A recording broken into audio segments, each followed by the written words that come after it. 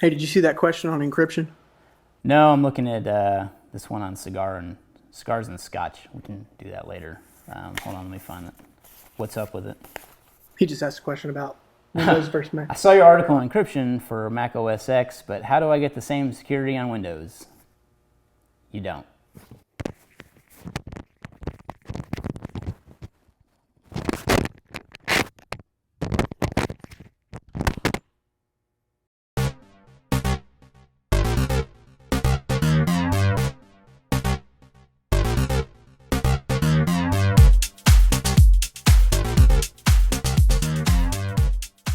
Hey guys, welcome to Gear Tasting. I'm starting off today on a little bit of a somber note. Yesterday we lost Pat Rogers, an industry icon, and I'm a little upset about it. I knew Pat. I was actually just talking with him not a week and a half ago about working with him on an interview on ITS for an article. He was an amazing guy. If you had ever got the chance to train with him, you'll know that he was. He always had a humorous anecdote in any situation.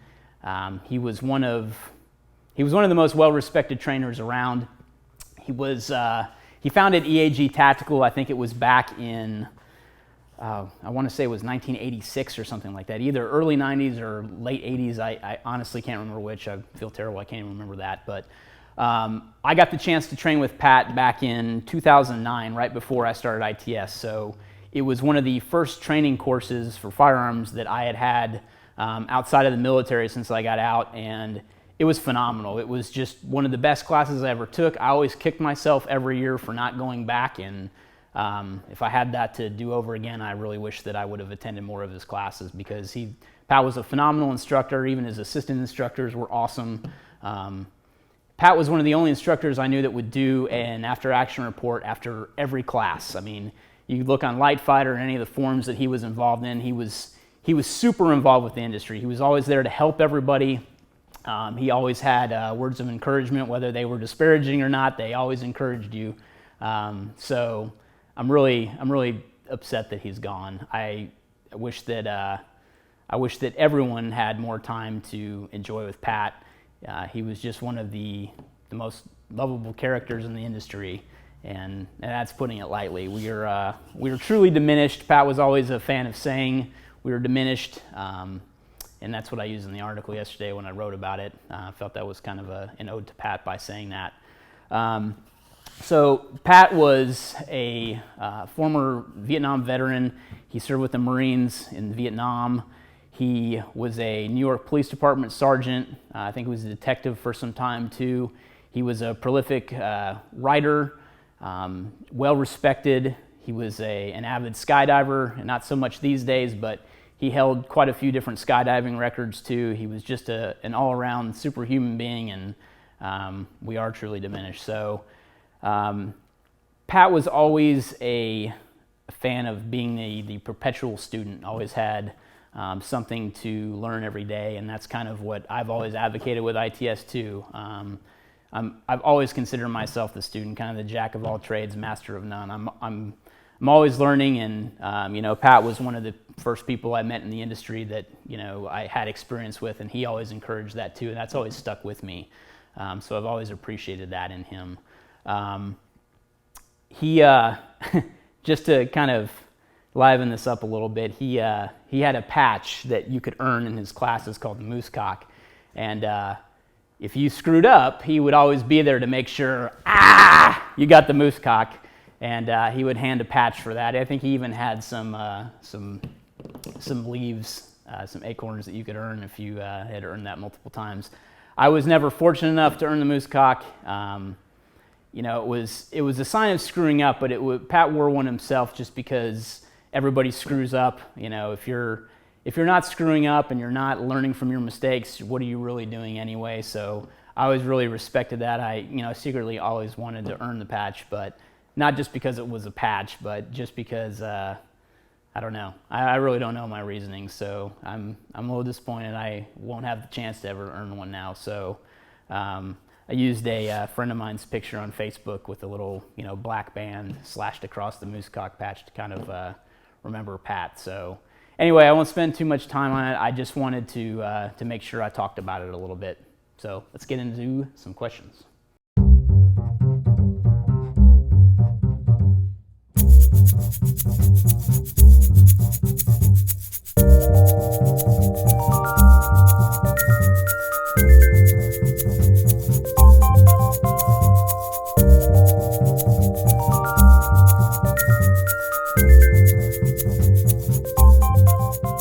All right, guys, let's get into some questions over coffee. Today's coffee blend comes to us from Ground Support. They're out in New York. They sent us some coffee to check out. They'd seen what we were doing on gear tasting, so I appreciate that, Stephen. This is their Nicaraguan blend, and it said it was comparable to like a Three Africans from Blue Bottle. So we're actually really enjoying it. I like having it around the shop. The description for this is milk chocolate and caramelized sugar with a bit of fruit. Full-bodied roast for the regular coffee drinkers of NYC. So I may not live in New York, but I guess I'm drinking their coffee, so it's pretty good. Thanks for sending that, Stephen. So first question comes to us from Sean on YouTube, who asks, what's the best warm hot weather combat shirt? Looking for a good dry wicking padded elbow combat shirt. So I feel like I can't talk about one without the other, so I wanted to go through a couple of different shirt options and kind of how I wound up on what I decide to wear, depending on where I'm at. So first off, I guess my first introduction to a combat shirt was the Cry combat shirt. They were, I believe, in my opinion, the first kind of people on the block with this combat shirt design. I know that I believe guys in the military were kind of bastardizing their uniforms to kind of create these, and I don't know which came first. I don't know if the chicken, the egg thing, I don't know. So this is a wicking material that Cry uses, and I know that I'm going to read here because I can't remember so it is just a cotton. So, and I know that they make this with like a dry fire material, so they do offer a version that has the anti-melt capabilities or flame resistant capabilities of like a Nomex or something like that. So this, however, is just kind of a cotton nylon. Let me have to read again because I already forgot. Yeah, so 96% cotton, 4% Lyrica on the body. The sleeves are 50-50, so nylon cotton. So it's a Nico on the sleeves.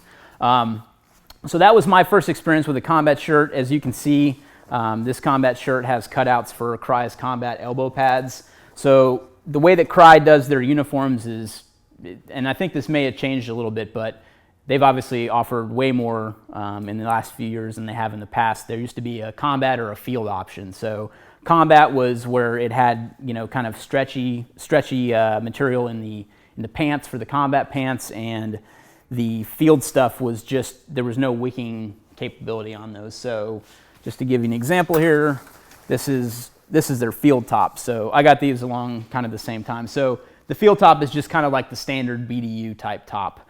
And there's an elbow and pad difference in these. So with the field top, you've got pads that insert into a pocket like so. So it's a fully enclosed pocket.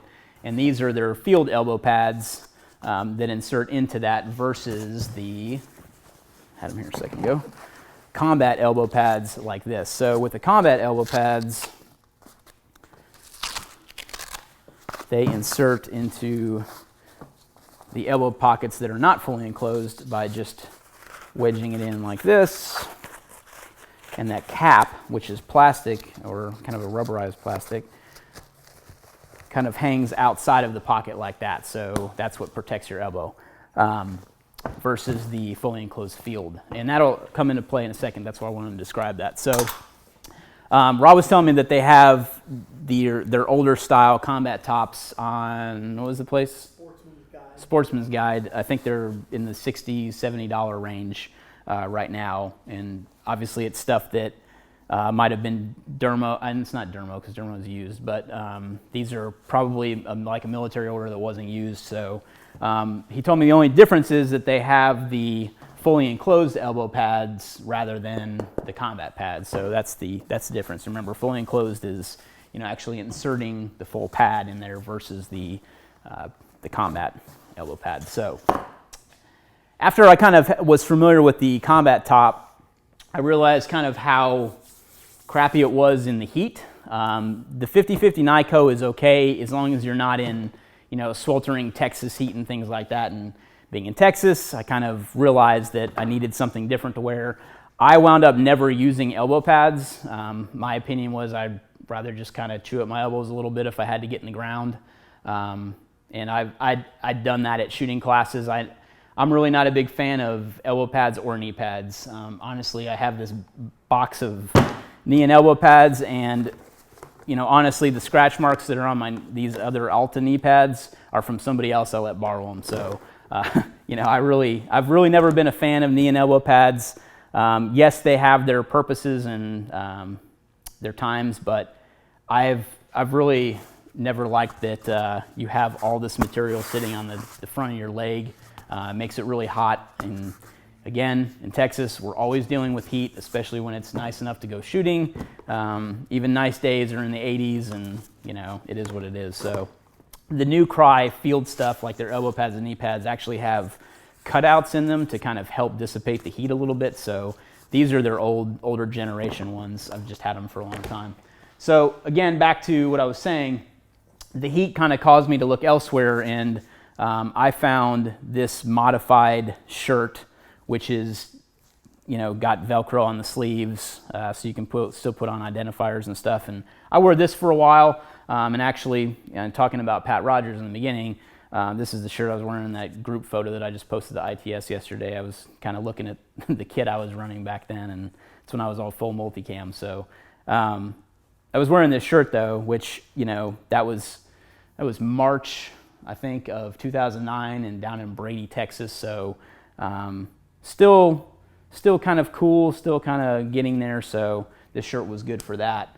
But after that, so I think Tactical Distributors was kind of the first kind of kid on the block, so to speak, to come out with something that had Velcro on the sleeves that was still a t-shirt. So this is their shooter shirt, and I've worn this quite a bit.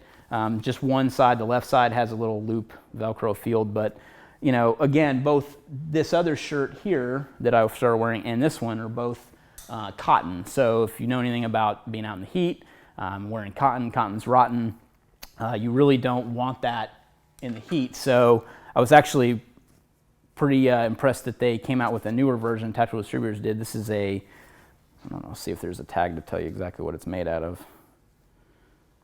Polyester and elastin. So a little bit better in the heat than cotton, because cotton absorbs water and you don't want that in the heat, especially if you were dealing with multiple climates where you're going from a hot environment sweating to a cold environment and you've got all that water retention in your shirt. So I wear this quite a bit still to this day. I don't wear so much the cotton one much anymore.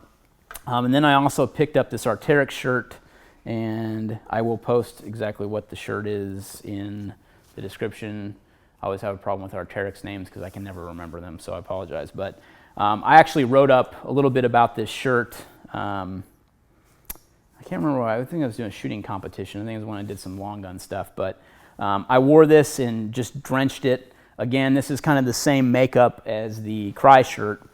So you've got kind of a wicking material here, and a Nico in the sleeves, and kind of same situation with this. It just kind of sweats out.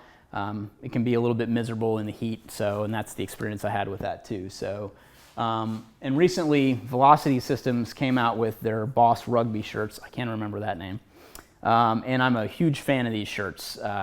You can see that they're kind of a mesh material without looking like that 80s mesh shirt that you had when you were a kid. Don't deny it, I know you had one.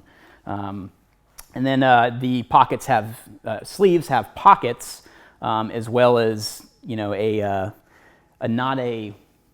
don't really want to, it's not a loop, but it's kind of a soft material that will, allow you to put on hooked back patches.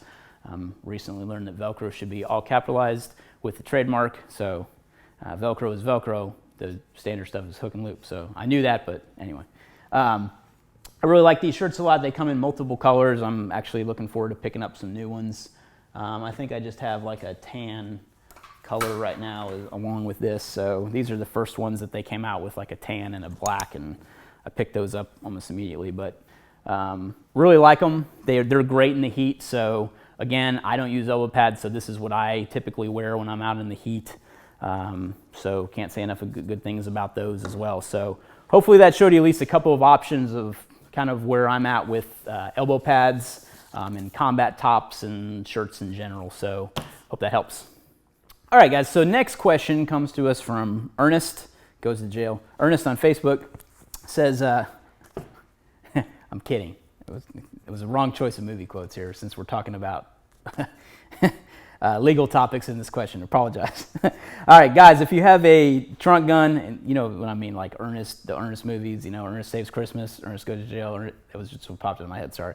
All right, guys, if you have a trunk gun like an AR in your vehicle, at what point should you go for it? I doubt law enforcement would like it very much if there was an active shooter type situation and you were able to leave the area safely, only to go to your car to get the trunk gun, and it is in quotes, to go back to engage the bad guys. That's about the only situation I can think of where a trunk gun would make the difference, but as a civilian, what seems like a doesn't concern you type deal of the police were on their way. Love gear tasting. Keep up the good work. P.S. My daughter loves the music and gear tasting. Thanks. Appreciate it. The last part I'm a little fuzzy about. So, seems like a doesn't concern you type deal. The police were on their way. Yes. Okay. So, first off, before I kind of get into the meat of your question, I want to bring up something that's pretty topical. I'm actually trying to write an article on ITS about this very topic. I've just been so slammed I haven't had the chance to yet, but recently, as in the beginning of this week, there was an incident very close to where I live in Arlington, Texas, that so what happened is an active duty Army guy got into an altercation with his girlfriend that was working at a local Walgreens, and he actually pulled out a gun and shot her in the leg. Well, a Good Samaritan witnessed this situation happening and didn't have his concealed carry gun on him. He actually went out to his car, got his concealed carry weapon, and by that time, the guy that had shot the woman had already got back into his car to flee the scene. He confronted the guy trying to make a citizen's arrest, pointing his gun at him. The door was closed in the car. The guy was trying to detain him with his gun so the police could get there.